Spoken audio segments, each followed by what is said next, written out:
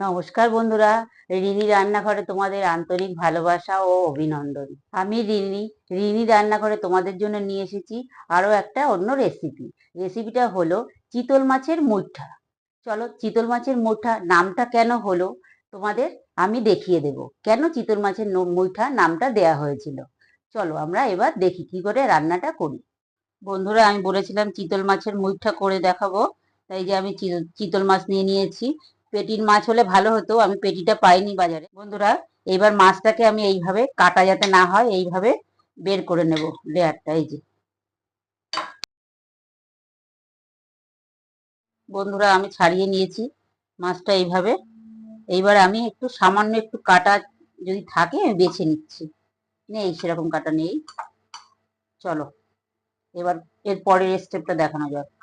সিদ্ধ করা আলু লাগবে, আমি সিদ্ধ করা আলু নিয়ে নিয়েছি, এগুলো এর মধ্যে দিয়ে দেব। মাছটা অনেকটাই আছে, কিন্তু আলুটাও লাগবে এরকম। এবার এর মধ্যে পেঁয়াজ কুচি, একটু আদা রসুন বাটা, একটু টমেটো বাটা। এবার এর মধ্যে লবণ, হলুদ, লঙ্কার গুঁড়ো। এবার এটাকে ভালো করে মেখে নেব। হাত দিয়ে না মাখলে এটা ভালো হবে না, মাখাটা হাত দিয়েই মাখতে হবে। কড়াইতে আমি জল বসিয়ে দিয়েছি, এই জলটা ফুটবে। বন্ধুরা, আমার মাখাটা হয়ে গেছে। এইবার আমি মুঠাটা তৈরি করব। মুঠা নাম দিয়েছিল কেন, এই যে এইভাবে মুঠের মতন মুঠের মধ্যে নিয়ে করে বলে এটার নাম মুঠা।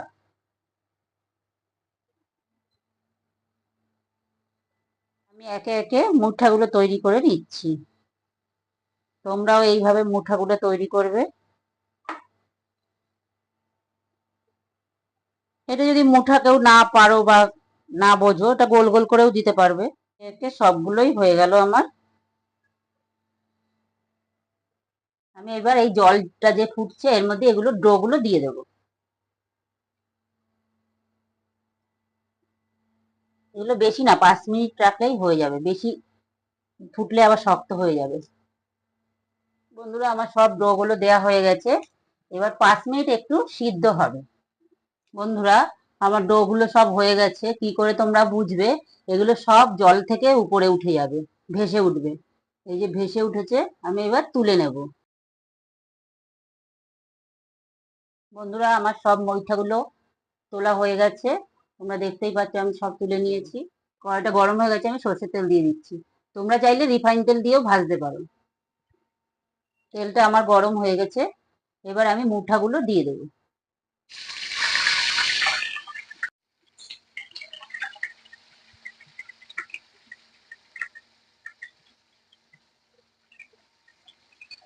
ভাজা হয়ে গেছে বন্ধুরা, আমি এবার তুলে নেব। খুব শৌখিন জিনিস, আস্তে আস্তে তুলতে হবে।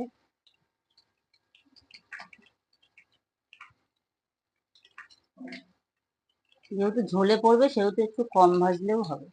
ভাজা তেলেই আমি আদা রসুন পেস্টটা দিয়ে দিচ্ছি। আদা রসুন পেস্টটা ভালো করে নাড়াচাড়া করে নিব। এর মধ্যে পেঁয়াজ বাটাটা দিয়ে দিচ্ছি। পেঁয়াজ বাটাটা দিয়েও ভালো করে নাড়াচাড়া করে নিয়ে এবার আমি টমেটো বাটা দিয়ে দিচ্ছি। তার মধ্যে জিরের গুঁড়ো, লঙ্কার গুঁড়ো, লবণ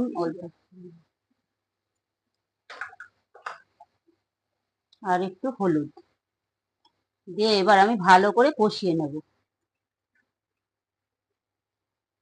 মশলাটা যত কষানো হবে ততই টেস্টি হবে।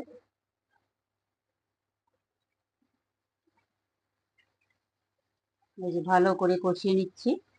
আর মশলাটা কষানো হয়ে গেছে, খুব ভালোভাবে কষিয়ে নিয়েছি। এবার এর মধ্যে অল্প একটু জল দেব।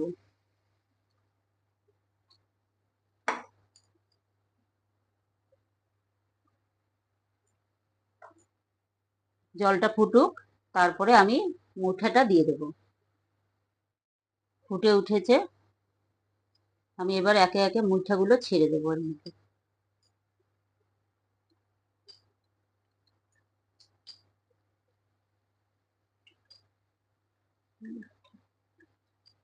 বন্ধুরা তোমরা তাহলে বুঝেই গেছো মুইঠা নামটা কেন হয়েছে। মুঠের মধ্যে দেওয়ার জন্য মুঠা নামটা হয়েছে। বন্ধুরা আমার চিতল মাছের মুইঠা হয়ে গেছে, তোমরা দেখতেই পাচ্ছ। এবার আমি একটু গরম মশলা ছড়িয়ে, একটু ধনেপাতা ছড়িয়ে নামিয়ে নেব।